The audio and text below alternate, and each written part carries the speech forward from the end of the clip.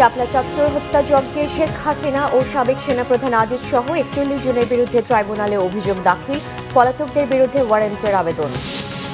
বন্যার কারণে স্থগিত হওয়া চট্টগ্রাম মাধ্যমিক ও উচ্চ মাধ্যমিক শিক্ষা বোর্ডের অধীন ৫ জেলার এইচএসসি ও সমমানের পরীক্ষা শুরু হয়েছে আজ।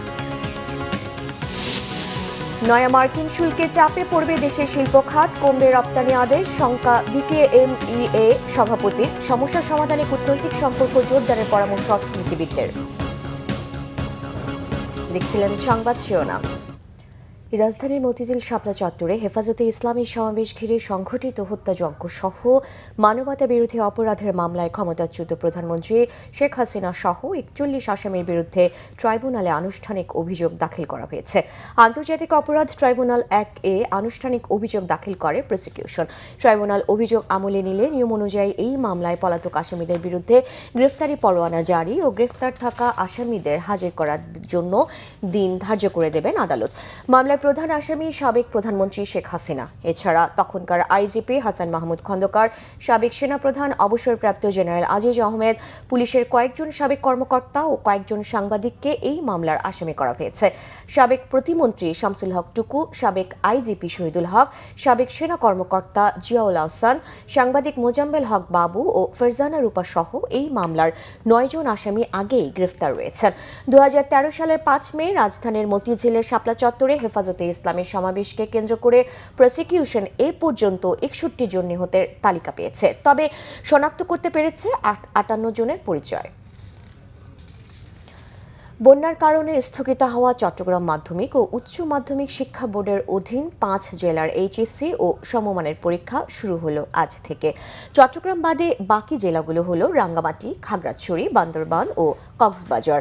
সকাল ১০টা থেকে একযোগে চট্টগ্রাম শিক্ষা বোর্ডের অধীন ৫ জেলায় এইচএসসি ও সমমানের পরীক্ষা শুরু হয়। প্রায় ৩ সপ্তাহ পর পরীক্ষা হলে ফিরেছেন এই শিক্ষা বোর্ডের পরীক্ষার্থীরা। একই সঙ্গে দেশের অন্য ৯টি সাধারণ শিক্ষা বোর্ড, মাদ্রাসা শিক্ষা বোর্ড ও কারিগরি শিক্ষা বোর্ডেও পূর্ব ঘোষিত সূচি অনুযায়ী পরীক্ষা হচ্ছে। বোর্ডের রুটিন অনুযায়ী আজ সকাল ১০টা থেকে ৯টি সাধারণ শিক্ষা বোর্ডে পৌরনীতি ও সুশাসন প্রথম পত্র, জীববিজ্ঞান প্রথম পত্র এবং ব্যবসায় সংগঠন ও ব্যবস্থাপনা প্রথম পত্র পরীক্ষা হচ্ছে। বন্যা পরবর্তী পরিস্থিতি, ক্ষতিগ্রস্ত এলাকার যোগাযোগ ব্যবস্থা এবং পরীক্ষার্থীদের শারীরিক ও মানসিক অবস্থা বিবেচনায় গত ১৬ জুলাই চট্টগ্রাম শিক্ষা বোর্ডের অধীন ২০২৬ সালের এইচএসসি ও সমমানের বাকি পরীক্ষা পরবর্তী নির্দেশ না দেওয়া পর্যন্ত স্থগিত করা হয়। যুক্তরাষ্ট্রের নতুন শুল্ক আরোপে দেশের শিল্প খাত চাপে পড়বে বলে শঙ্কা বাংলাদেশ নেটওয়ার্ক প্রস্তুত ও রপ্তানিকারক সমিতি বিকেএমইএ সভাপতি মোহাম্মদ হাতেমের। এর ফলে রপ্তানি আদেশও কমবে বলে মনে করেন তিনি। আর অর্থনীতিবিদরা বলছেন, শুধু যুক্তরাষ্ট্রের বাজার নয়, বিশ্ববাজারে টিকে থাকতে কমপ্লায়েন্স ইস্যুকে চ্যালেঞ্জ হিসেবে নিতে হবে সরকারকে। সমস্যা সমাধানে কূটনৈতিক সম্পর্ক জোরদারের কোনো বিকল্প দেখছে না তারা। দেশের রপ্তানি আয়ের প্রায় ৮০% আসে তৈরি পোশাক খাত থেকে, যার সবচেয়ে বড় একক বাজার যুক্তরাষ্ট্র। দীর্ঘদিন ধরেই নানা সংকট কাটিয়ে দেশের তৈরি পোশাক খাত ধীরে ধীরে ঘুরে দাঁড়ানোর চেষ্টা করছিল। তবে ঘুরে দাঁড়ানোর এই প্রচেষ্টায় বড় বাধা হয়ে দাঁড়িয়েছে ট্রাম্প প্রশাসনের অতিরিক্ত ১০% শুল্ক নীতি।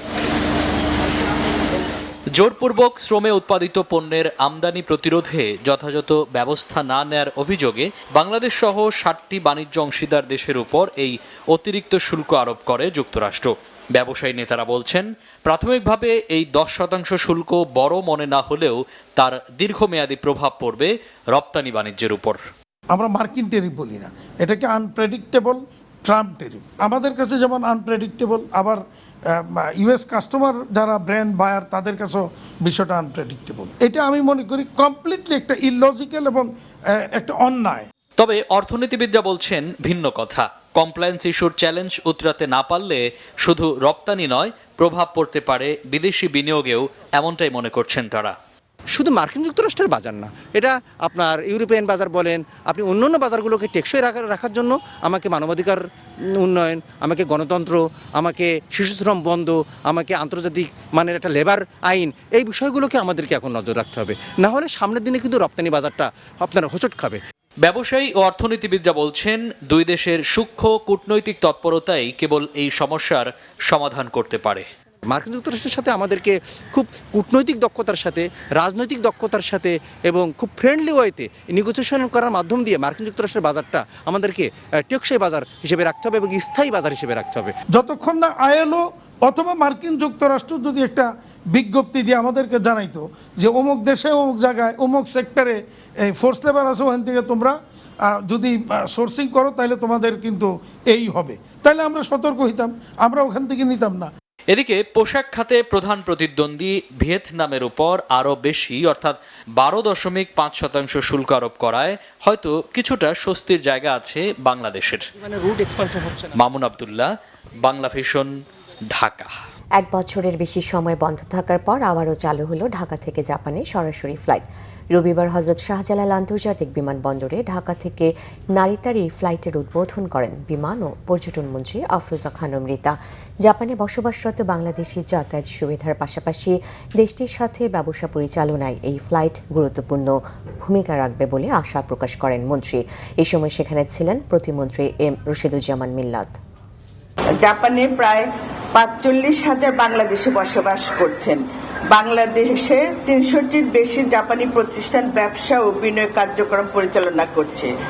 বাংলাদেশি শিক্ষার্থী, ব্যবসায়ী এবং দক্ষ জনশক্তির সংখ্যা ধারাবাহিকভাবে বাড়ছে।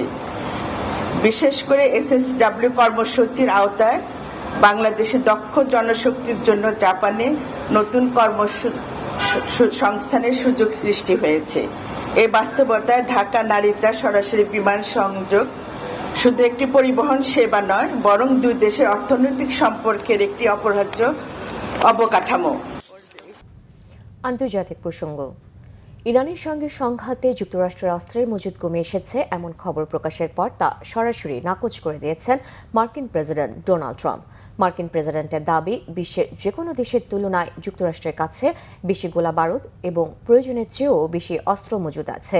মার্কিন সংবাদ মাধ্যম দি ওয়াল স্ট্রিট জার্নালকে দেয়া এক বিবৃতিতে এই দাবি করেন ডোনাল্ড ট্রাম্প। এর আগে হোয়াইট হাউসের এক বৈঠকে অস্ত্রের মজুদ কমে আসার বিষয়ে মার্কিন প্রেসিডেন্টকে সতর্ক করেছিলেন ভাইস প্রেসিডেন্ট জেডি ভ্যান্স ও জেনারেল ড্যান কেইন। এদিকে যুক্তরাষ্ট্রের পর ইরান পাল্টা হামলা স্থগিত করায় নতুন করে শান্তি আলোচনার সুযোগ তৈরি হয়েছে। মধ্যস্থতাকারীদের মাধ্যমে তেহরান ও ওয়াশিংটন বার্তা আদান প্রদান করছে বলে জানিয়েছে ইরানের পররাষ্ট্র মন্ত্রণালয়। যুদ্ধ শেষ করার জন্য লেবানন সহ সব ফ্রন্টে হামলা বন্ধের শর্ত আবারও সামনে এনেছেন ইরানের সর্বোচ্চ নেতা মুস্তফা খামেনি। বলেছেন, যুক্তরাষ্ট্র আবারও হামলা চালালে তার যথাযথ জবাব দেওয়ার জন্য প্রস্তুত ইরান। এদিকে ইসরায়েলি বাহিনী ফিলিস্তিনের পশ্চিম তীরে দমন পীড়ন জোরদার করেছে। এই ছিল এখনকার মতো। পরের সংবাদ বেলা 2টায়। এর আগে একটাই রয়েছে নিউজ টপ 10, দেখার আমন্ত্রণ রইল। এছাড়া বাংলা ভিশন সংবাদ ও সংবাদ সংশ্লিষ্ট অনুষ্ঠান দেখতে ভিজিট করুন www.vvnews24.com ও facebook.com/banglavisionnews এবং সাবস্ক্রাইব করুন youtube.com/banglavisionnews। ধন্যবাদ।